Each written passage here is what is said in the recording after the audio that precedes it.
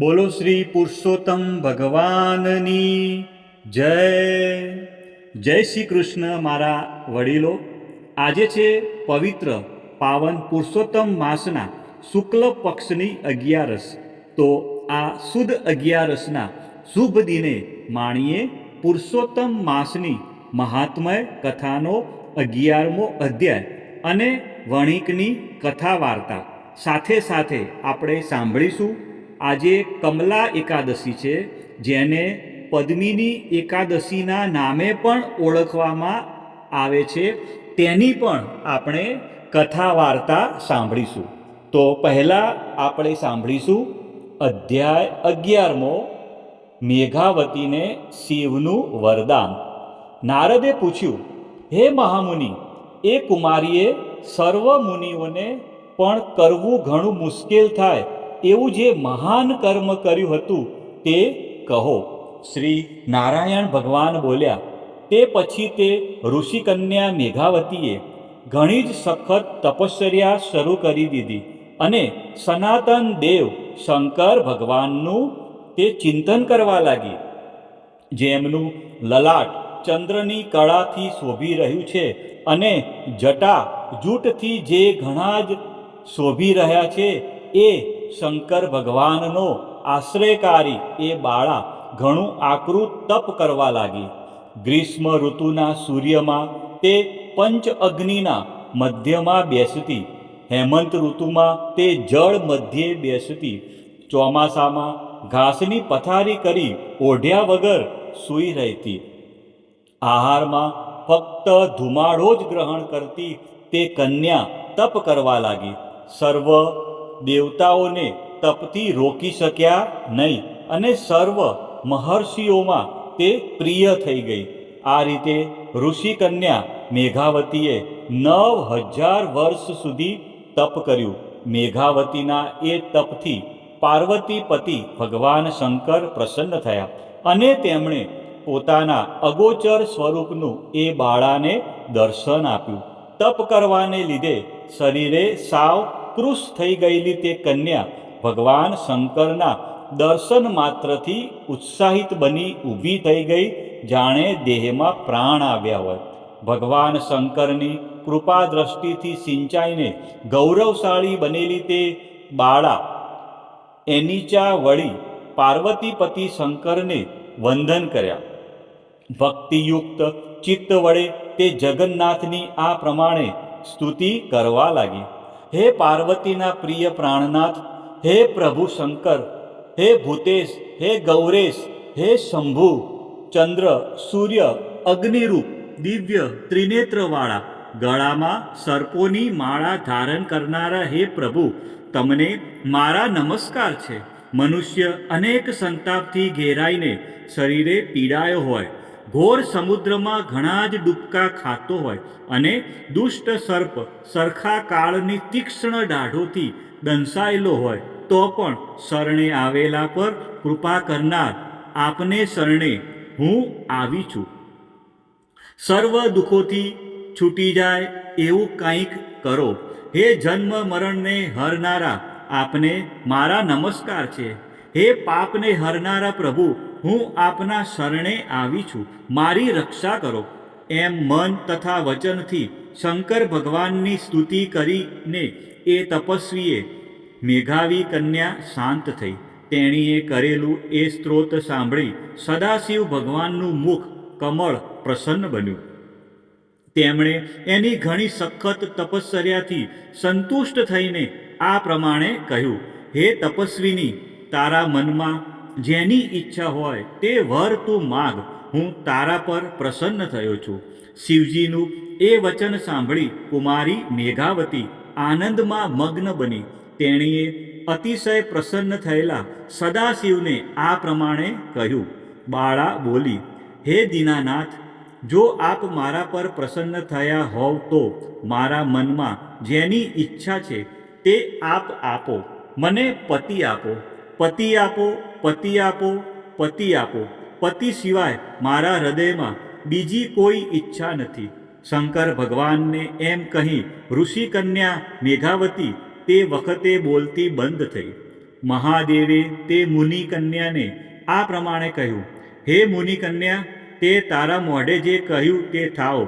તે 5 વાર પતિની માગણી કરી, તેથી હવે તારે 5 પતિ થશે. જે પોતાના ગુણોથી પ્રખ્યાત, શૂરવીર, દાનવીર, ધર્મનું આચરણ કરવાવાળા, જીતેન્દ્રિય, પર સ્ત્રીની સામે કદી ખરાબ દ્રષ્ટિથી ન જોનારા, રાજવંશી ક્ષત્રિયો અને ગુણોથી શોભનારા હશે. મહાદેવજીનું આવું વરદાન સાંભળી મેઘાવતી ડઘાઈ ગઈ અને બોલી, હે પાર્વતીપતિ, તમે આ કેવું વરદાન આપ્યું? એક પુરુષને 5 પત્નીઓ હોય છે, પણ એક સ્ત્રીને 5 પતિ હોય તેવું મેં જોયું નથી કે સાંભળ્યું પણ નથી. મારા સંબંધમાં આવું વચન બોલવું આપને યોગ્ય નથી. આપના આવા વરદાનથી જગત આખામાં મારી હાંસી થશે. હું આપની ભક્ત છું. આપ કૃપા કરી મને આવું અયોગ્ય વરદાન આપશો નહીં. આ તો મારી વર્ષોની તપસ્યા એળે ગઈ એવું મને લાગે છે. આમ બોલી તે અત્યંત દુઃખી થઈ રુદન કરવા લાગી.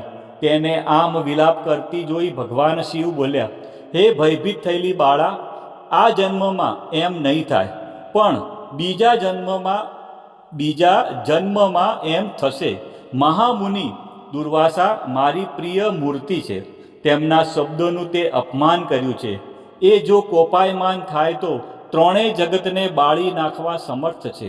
અને સર્વ દેવોને જે પ્રિય છે એવો ગોલોકપતિ ભગવાન કૃષ્ણનો પુરુષોત્તમ માસ તે કર્યો નથી, અને ઉપરથી તેનો તિરસ્કાર કરી તેની નિંદા કરી છે.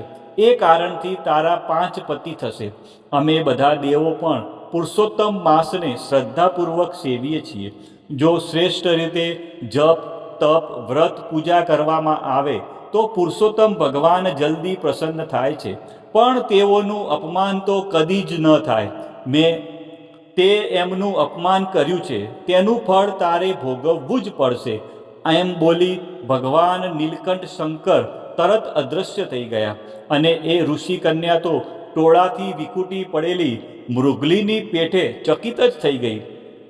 સૂત બોલ્યા, હે મુનીશ્વરો, જેમનો લલાટ પ્રદેશ ચંદ્રની કળાની નિશાની વાળો છે, એવા સદાશિવ શંકર ભગવાન ઈશાન દિશામાં જતા રહ્યા.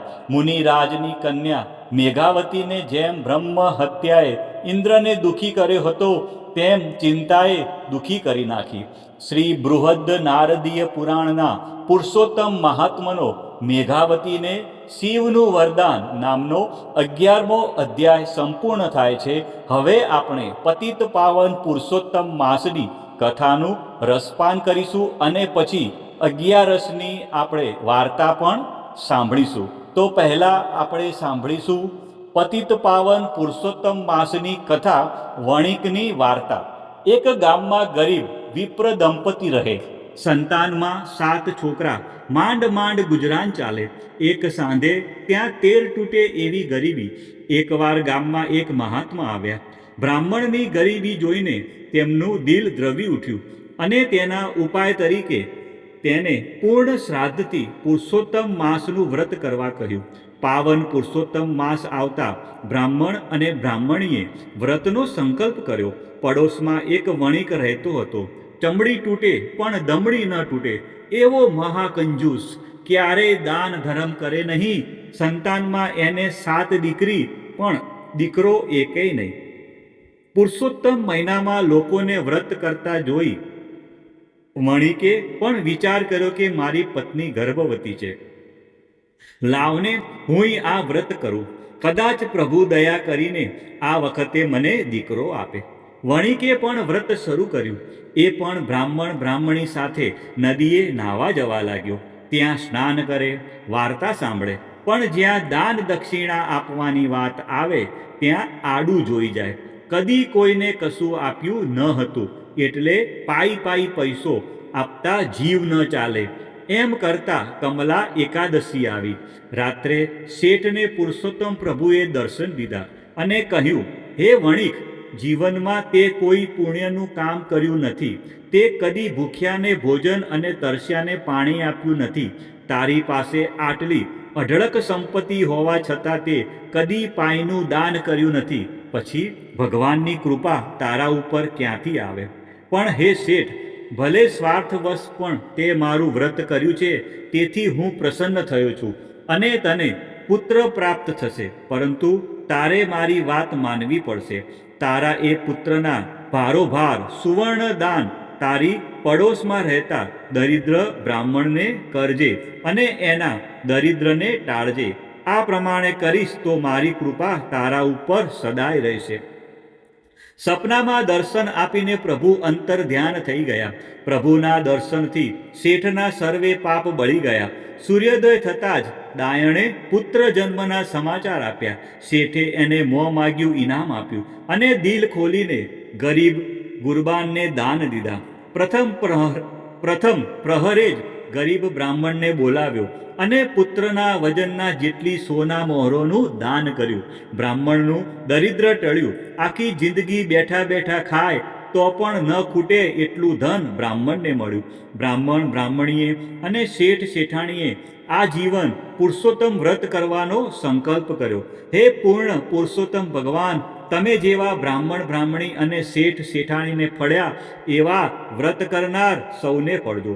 હવે આપણે સાંભળીશું પદ્મિની અથવા કમલા એકાદશીની કથા વાર્તા. ધર્મ રાજા આગળ ભગવાન શ્રી કૃષ્ણ કહે છે કે હવે દર 3 વર્ષે આવતા અધિક માસની બંને એકાદશીના મહાત્મો કહી સંભળાવું છું. પવિત્ર અધિક માસની શુક્લ એકાદશીનું નામ પદ્મિની છે. આખો માસ વ્રત કરનારે આ એકાદશીનું વ્રત અવશ્ય કરવું જોઈએ. આ એકાદશીનું સંપૂર્ણ ફળ કહેવાની બ્રહ્માજીમાં પણ શક્તિ નથી.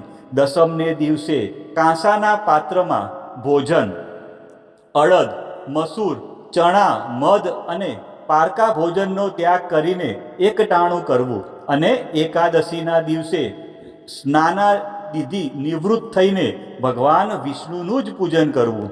સ્નાન કરતી વખતે આમળાનું ચૂર્ણ ચોળવું.